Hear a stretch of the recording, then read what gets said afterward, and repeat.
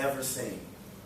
Long black hair, caramel complexion, baby doll eyes. She had, and by far, she was the prettiest girl in 3rd grade. And it was our Halloween party, and it was a chance to dance with her. After all, we had grown up from 1st grade to 3rd, so it was the chance to dance. So I grabbed a piece of paper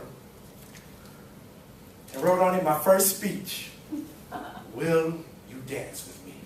Yes or no? I took it and I placed it on her seat. And I waited with tiptoe anticipation for her to return to her desk to respond.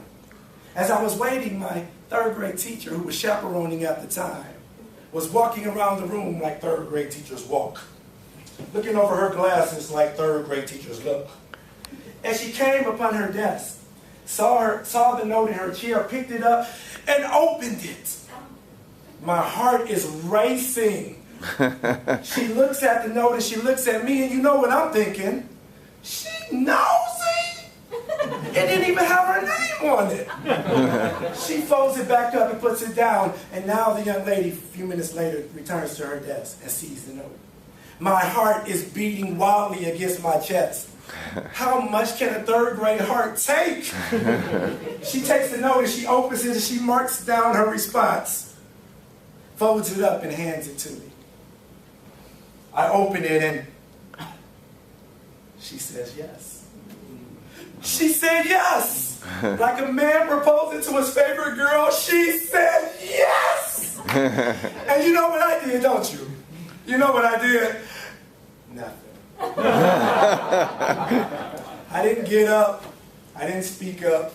I didn't even bring it up. And from that time to now, I've wondered and asked myself and kicked myself and asked, why didn't I dance? Why didn't I dance? Well, perhaps the same reason that many of us don't take advantage of opportunities when they come in your life. When there was a chance or something that lined up just right for you, and you didn't take advantage of it. When you had a dream or you started your year with some resolutions that you didn't quite finish yet, probably the same reasons. Some of the same reasons that plagues all of us in this room, no matter what your background, economic status, doesn't matter. The same thing that plagues all of us. And I'm going to share it with you today. It's called excuses. And there's several excuse words that we love to use, don't we? And there's 2, and I'm going to share them with you now. First one is I can't. We love to use the word I can't. And it's been truthfully said that behind every can't is a won't. Now, if you substitute won't for can't, it changes your perspective. I can't go to school because I have to raise the kids. Or I won't go to school because I have to raise the kids. Won't makes it a little bit more permanent, doesn't it? And when you put won't to something, it's like, well, no, it's not that I'm never going to do it.